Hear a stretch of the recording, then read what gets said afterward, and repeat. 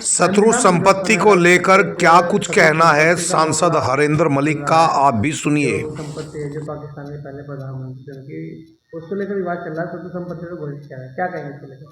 देखिए, मैंने तो जो लोगों ने मुझे, स्थानीय लोगों ने चुनाव के समय जो बात कही थी वो हमने पता करने के बाद पार्लियामेंट में भी उठाई थी।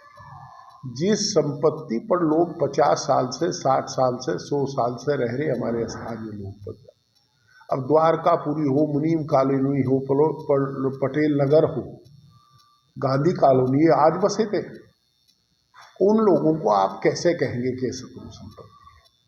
अरे वो शत्रु था नहीं था, ये संपत्ति तो इनकी है, ये तो शत्रु नहीं।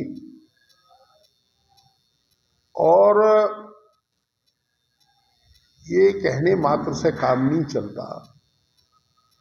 उन लोगों का क्या होगा जो उस पर पहले से बसे हुए? नक्शे पास हुए हैं, नगर पालिका से पास हुए हैं, नगर पालिका टैक्स लेती है। जब आपने टैक्स ले लिया तो मकान तो रेगुलर होगा, तो उसकी उनका क्या कसूर है? जानकारी में ये भी आया है कि कुछ भूमाफिया जो दक्षिणी मुजफ्फरनगर में प्लॉटिंग कर रहे हैं, पूर्वी दक्षिण में, वो इस बात को हवा दे करके, कानून का जामा पहना करके, कानून का आवरण पहना करके काम कर रहे हैं। अब मुझे नहीं पता किसकी प्रॉपर्टी है, पर मैं मानता हूं जहां सैकड़ों लोग नहीं, हजारों परिवार प्रभावित होते हैं, उस कानून में को रिलीफ देनी चाहिए।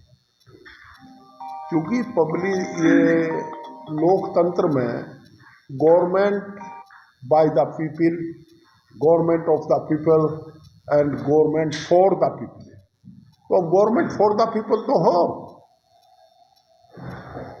भाई। जब से कहां सो रहे थे आदमी, जिंदगी में एक मकान नहीं बना पाता, उनकी तरफ देखो जिनके मकान डिमोलिश होंगे, उनका क्या हाल होगा। एमपी साहब, जिस तरह से अभी आ गया वहाँ पे मस्जिद है, मस्जिद में लोग नमाज पढ़ने में जाते हैं, क्या जिस तरह संपत्ति घोषित कर दिया नहीं, उनका ये कहना है कि मस्जिद को, देखिए, स्पेशल वर्शिप एक्ट 1991 जो है उसके तहत मस्जिद को कोई कुछ नहीं कहा।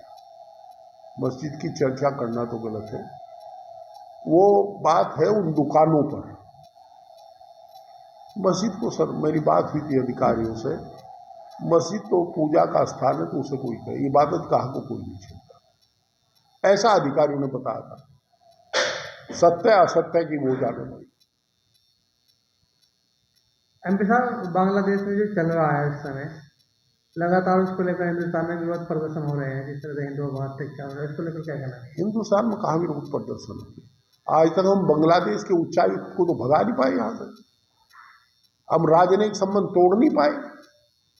हमने विरोध कहाँ किया? बांग्लादेश के संबंध जो है, मेरा तो मानना है कि भारत सरकार को तत्काल कड़ा विरोध जाहिर करना चाहिए और अपने राजनयिक संबंध तोड़ देने चाहिए ऐसे देश से। आप बांग्लादेश को तो कुछ कह नहीं रहे, बांग्लादेश की आड़ में यहाँ हिंदू मुस्लिम वैमनस्य फैलाने का काम कर रहे हैं। ये तो देश के लिए घातक है। जो बांग्लादेश आग में जल रहा है उसी में हमें जलाना चाहते हैं।